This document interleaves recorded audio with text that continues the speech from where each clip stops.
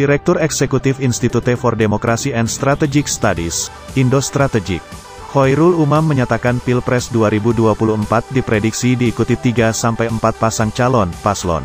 Menurutnya, jika diikuti 3 paslon maka simulasi pertama muncul pasangan Prabowo Subianto Puan Maharani. Prabowo Puan, sebagai hasil perkawinan politik PDIP Gerindra, pengalaman 10 tahun memberikan kesempatan pada Jokowi sebagai figur di luar Tras Soekarno dirasa sudah cukup bagi PDIP, ujarnya saat dihubungi, Kamis, tanggal 6 Mei tahun 2021. Umam mengatakan, pasangan ini pun berpotensi memupus peluang Gubernur Jawa Tengah, Ganjar Pranowo. Dia melihat tidak mudah bagi Ganjar untuk mendapatkan restu Ketua Umum PDI Perjuangan Megawati Soekarnoputri untuk maju lewat partai itu, karena arus politik yang tercipta tidak sekuat Jokowi dulu.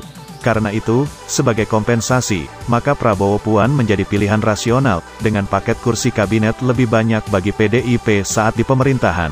Katanya, simulasi kedua, kata Umam, munculnya nama Anies Baswedan berpasangan dengan Agus Harimurti Yudhoyono, AHY. Dia menilai, pasangan ini sebagai hasil perkawinan Partai Demokrat, Partai Nasdem dan juga PKS.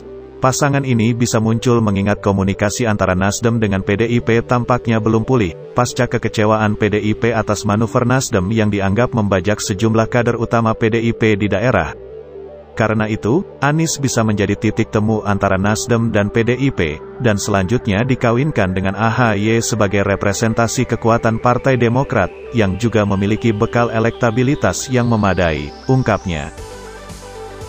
Selanjutnya, kata Umam, munculnya nama Ketua Umum Partai Golkar, Airlangga Hartarto berpasangan dengan AHY. Dia melihat ini hasil perkawinan Golkar dan Demokrat sudah cukup untuk memenuhi syarat presidensial threshold 20%. Dia menuturkan, Golkar seharusnya memperjuangkan martabat yang lebih tinggi, dengan mengajukan kadernya di Capres, bukan hanya mengedepankan, bandwagoning strategi, atau strategi mengekor ke kekuatan yang lebih besar. Menurut dosen Paramadina ini, 3 kali Pilpres, Golkar selalu gagal mengajukan kandidat.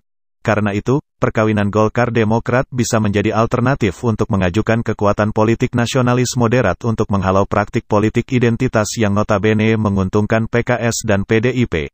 Kendati demikian, jika Golkar dan Demokrat berkoalisi, mereka harus memasukkan unsur kekuatan politik Islam moderat, seperti PKB, PAN, atau PPP untuk mendukungnya. Sehingga basis kekuatan nasionalis religius tetap kuat di sana.